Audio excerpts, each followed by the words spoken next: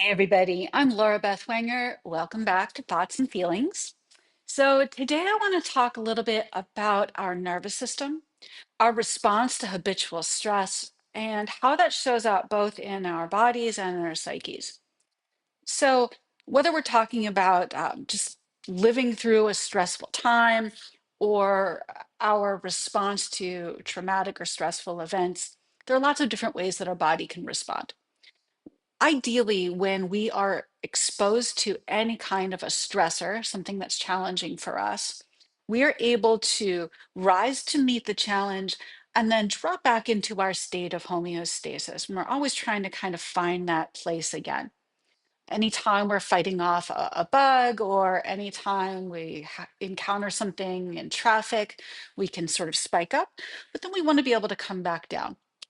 And as many of you already know from your own bodies, from personal experience, for some of us, that's not what happens. Instead, we get stuck in this sort of up position where we're carrying so much stress with us that it feels like we can't release it. Got a feeling of a lot of tension in the body. Or maybe we go into sort of a collapse state where it's too much, it's overwhelming, I can't handle it, and we just shut down. And that could look like exhaustion, overwhelm, depression, getting really sick, not wanting to get out of bed. And so, some of the ways that we can work with this physically in our body are to start to find that natural rhythm again. So, what happens physiologically when we're stuck at either end of the spectrum? Well, I really love the Hoberman sphere as a visual for this. So, when we are in that hypervigilant fight or flight state, it's a little bit like we're freaked out and we're out here, kind of braced for impact, always ready, always vigilant, always looking. And as I've talked about in the past, that can look a little bit like a pattern in the body that's kind of like this in extension. It's very difficult to get a complete breath here. And it's almost as though we're always ready, always on, always fired up. And at the other end of it, we've got this kind of collapsed experience. And that's a little more like dropped in, shut down, tuned out, difficult to make eye contact, difficult to be in touch with what we're experiencing in the present moment. Neither of these are bad extremes. There's nothing inherently wrong or unhealthy or unwholesome about the experience of being up, and being down. But if we get stuck there, then it's really difficult for our system to recalibrate and to start to find those healthy rhythms. At either end of the extreme, we have things that can happen for us physically that don't feel good. And if you've ever been stuck in either of those extremes, you know that always being anxious, oh, it really doesn't feel good, and always feeling collapsed, depressed, tired. That feels terrible too. I have been both places, and neither is where I want to live. So, what we'd like is to have this sort of natural pulsing in and out, coming into our state of readiness to meet the challenge, and then dropping back into a calm, cool, collected, settled rest phase, and then out and in again. And all of our systems work in this way. There's an expansion and contraction with all levels of our body. We can really see that easily with breathing, how the lungs and ideally the torso expands on the inhale and gently contracts on the exhale, just a natural rhythm out and in.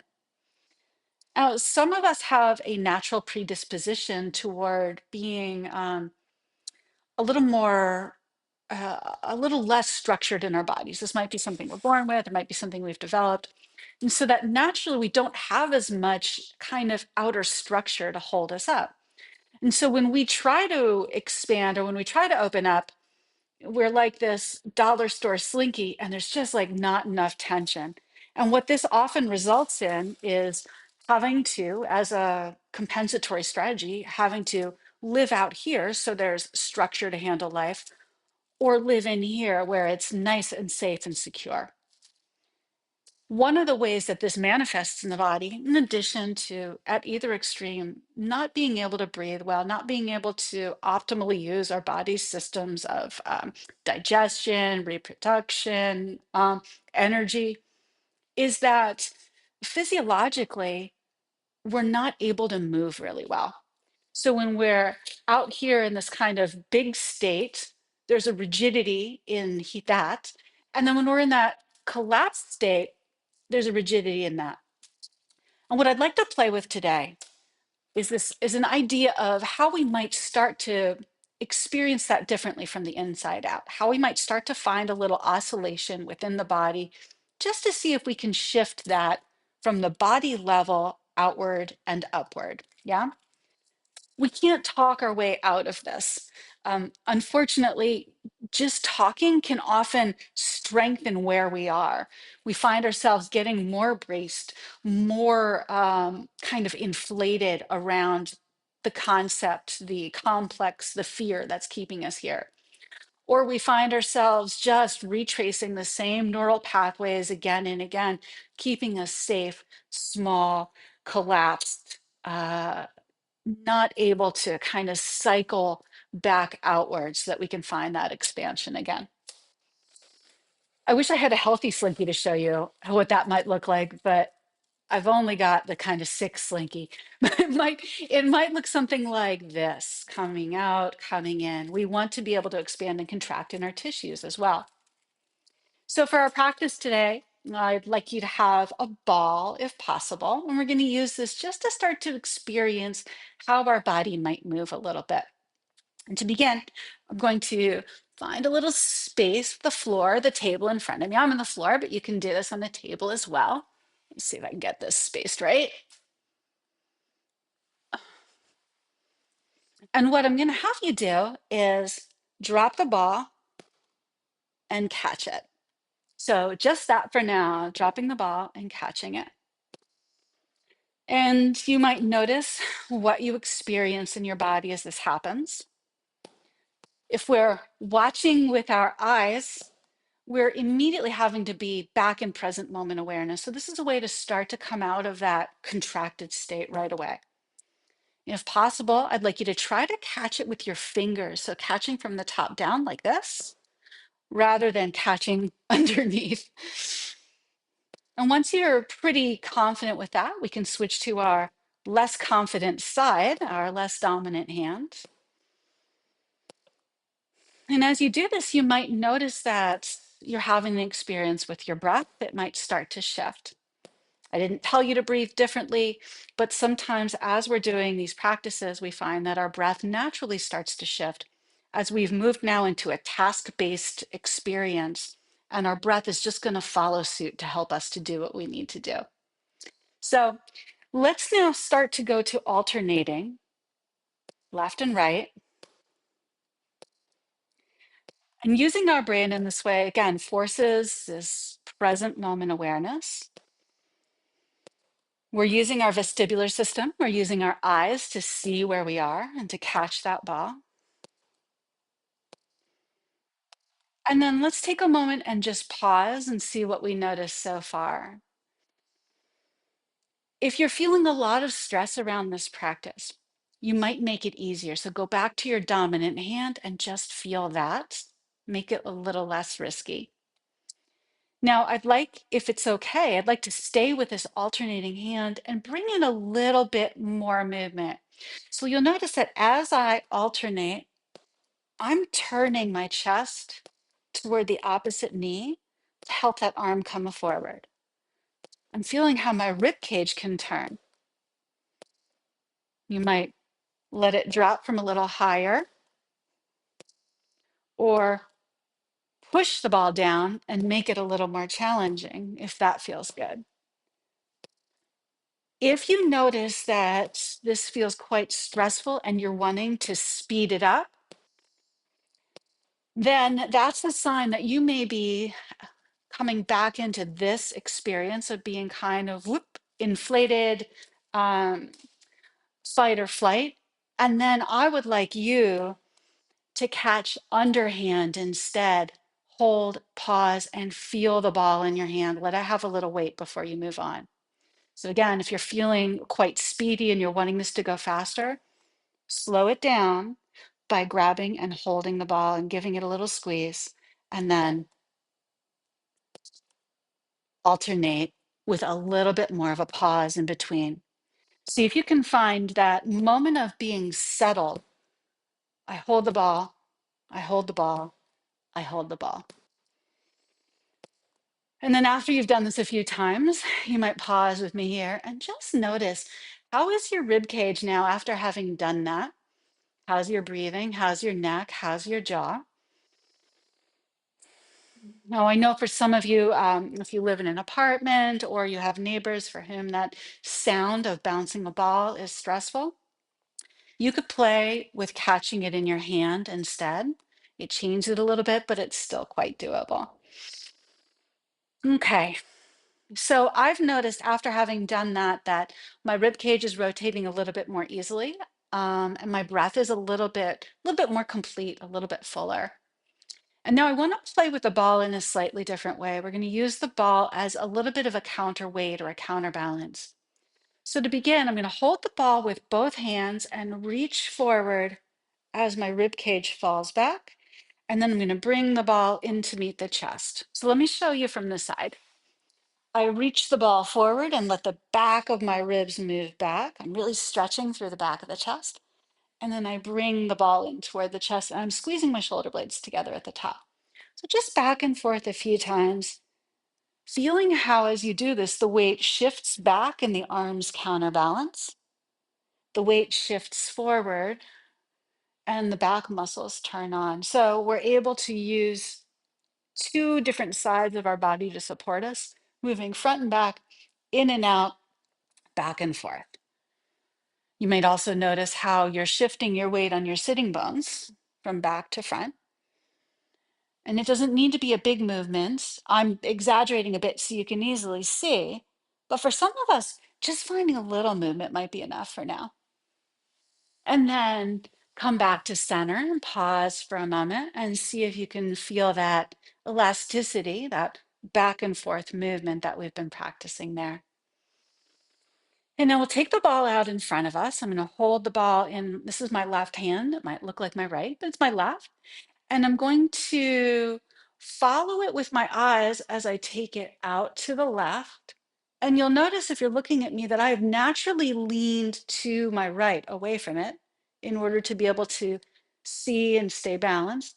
And then I'm going to bring it back in front of me. Now, if it's too much to hold the arm straight, you keep it bent. But let's do that a few times.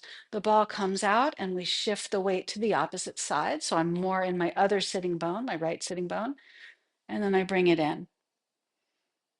Out to the side and center, out to the side and center. Let's go one more time. Feel the shift. Let it be a little exaggerated. You might even get some stretching through the sides of the body here.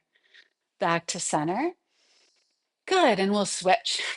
Holding the ball in your other hand, extending in front of you. The two sides are going to feel different. So that's normal. There's nothing wrong with you.